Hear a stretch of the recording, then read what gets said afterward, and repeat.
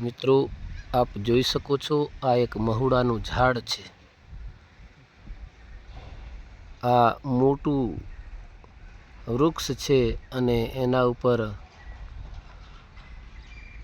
એના ફળ લાગ્યા છે, જેને ગામડાની પ્રાદેશિક ભાષામાં ડોળ કહેવામાં આવે છે।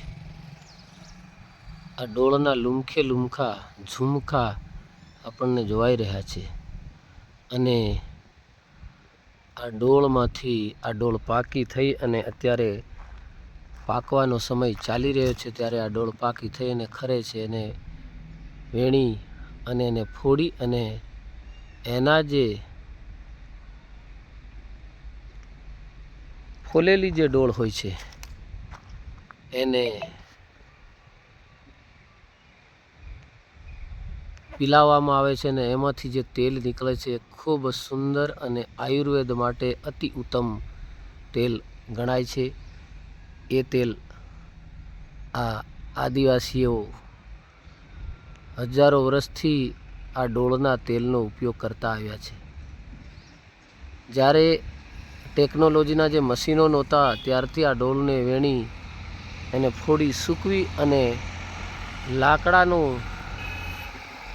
એક દેશી પદ્ધતિનું સાધન બનાવી અને એનાથી ડોળને પીલતા અને એમાંથી જે તેલ નીકળે છે બિલકુલ કુદરતી, પ્રાકૃતિક અને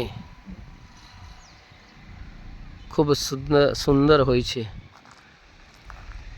શરીરમાં કોઈ પણ પ્રકારનું એની સાઈડ ઇફેક્ટ જોવા મળતી નથી એવી આ ડોળ છે અને આ મહુડાનું ઝાડ છે। ખૂબ જ એના ઉપર લુમખે લુમખા એના ફળ એટલે કે ડોડા લાગેલા છે।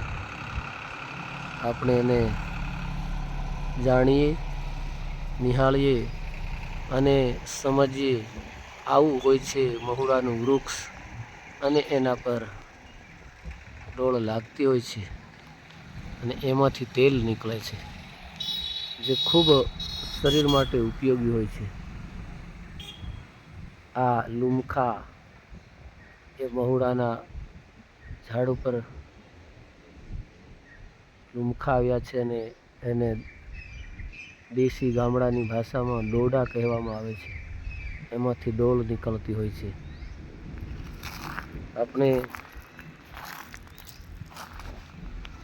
એને જાણીએ, સમજીએ અને નિહાળીએ, એનું તેલ ખૂબ ઉપયોગી બનતું હોય છે ખાવા માટે।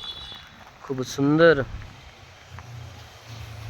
અને શારીરિક રીતે ખૂબ જ ઉપયોગી એવું એનું તેલ હોય છે। અહીં આપણે મહુડા પરથી એક પાકેલો ડોડો પડ્યો છે, એનું ફળ છે, એને જોઈએ, એને માણીએ અને એને ખોલી અને આપણે જોઈએ તો એમાંથી ડોળ નીકળશે।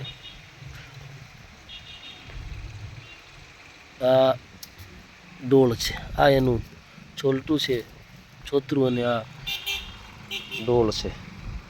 ખૂબ સુંદર આ ડોળ છે અને ફોલી અને એમાંથી જે એના ડોળીઓના જે સાલા હોય છે એને કાઢવામાં આવે છે અને એનું તેલ બનતું હોય છે। આપણે બીજી એક ડોળને વેણવાની કોશિશ કરીએ। પાક આવી ગયો છે મહુડાના ઝાડ પર અને આમાંથી પણ એક આ સરસ